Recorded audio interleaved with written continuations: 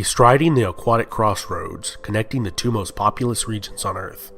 This small nation, lacking any significant natural resources or fertile land, has become an economic colossus, transforming this once remote island from mangrove to metropolis. The story of Singapore begins when a prince from the Srivijaya Empire took refuge on the island after a particularly bad storm. While hunting, he spotted a lion, which he took as a good omen and decided to build a city there, calling it Lion City, or Singapore. The pre-existing trading settlement of Temasek on the island was incorporated into the Kingdom of Singapore. Over the next 100 years, Singapore would become a prosperous trading city with strong kings. They developed strong trading ties with the Mongol Yuan dynasty in China. However, both the growing Majapahit Empire, based on the island of Java in the south, and the Kingdom of Ayutthaya in the north, both claimed the city as their own, and would both lay siege to Singapore. In 1398, it would be burnt to the ground. The last Raja of the Kingdom of Singapore would escape to the north and found the Malacca Sultanate, converting from Hinduism to Islam. As a bustling international trading hub, Malacca emerged as a center for Islamic learning, dissemination, and encouraged the development of the Malay language, literature, culture, and arts.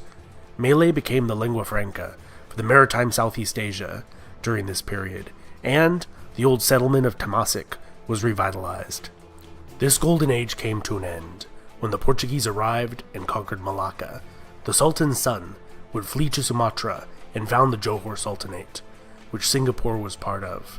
In 1613, the Portuguese would burn the city to its foundations yet again, and the city was completely depopulated and would fall into obscurity for more than 200 years. During the Napoleonic Wars, the British were able to challenge the Dutch for supremacy in the region. It was then that Stamford Raffles established the trading post and port of Singapore. The son of a British sea captain, he joined the East India Company at the age of 14 as an office boy. By the age of 24, he had learned the local languages in and around Malaya and was promoted to governor of Java at the age of 30. There, he outlawed slavery in the former Dutch colony and encouraged private property ownership. In 1819, he entered into a contract with the Sultan of Johor for the sale of the island of Singapore to the East India Trading Company for the sum of 60,000 Spanish reales. In 1826, Singapore would be joined together with Malacca and Penang to form the Straits Settlements. The unprecedented free market policies that Raffles implemented attracted massive amounts of maritime traffic and migrants. In his first 5 years, the island's population increased from 1 to 10,000, and over 100,000 in its first 50 years. There was no import tax, income tax, or corporate tax. Opium, prostitution, and alcohol consumption were a few of the only things taxed in this remarkable city. Raffles saw these as stifling the city's productivity and morals. This changed in 1867, when Singapore became a crown colony of the British Empire. The city received a facelift. Public buildings, modernized police force, and institutions were established. Organized crime, which had thrived in the city beforehand, was brought to an end. In 1869, the Suez Canal was completed in Egypt, cutting 5,000 miles off the voyage to the Far East. Singapore again saw a massive rise in traffic, immigration, and profits. Approximately 3/4 of the immigrants coming to the city during this period were Chinese, followed by Indian and Malay newcomers. When the last Chinese emperor was deposed in 1912 and a nationalistic republic was established, much of the Chinese population in Singapore was empowered by nationalistic and republican ideals, cutting off their pigtails that they viewed as a symbol of their subservience to Chinese imperial rule. Mobs of young men roamed the streets, cutting off the pigtails of any who had not done so already.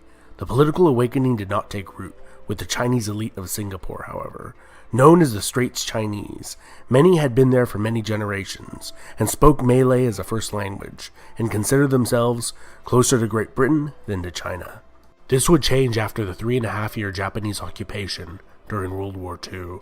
Singapore felt abandoned by the British, and Britain seemed inadequate to deal with the high unemployment and other problems that plagued Singapore. In 1959, Singapore would become an independent colony within the British Empire, electing Lee Kuan Yew as the nation's first prime minister.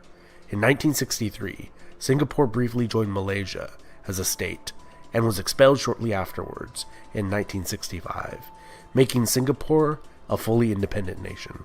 Lee Kuan Yew governed Singapore for just over 3 decades and led the nation from the brink of economic collapse to one of the most robust global economies.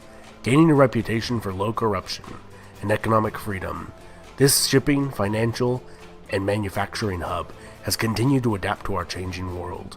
I hope you have enjoyed this fast overview of Singapore's unique history. Don't forget to smash the like button, hit the subscribe, and ring the bell icon to get notifications every time I make a new video. Let me know what you think, what you like,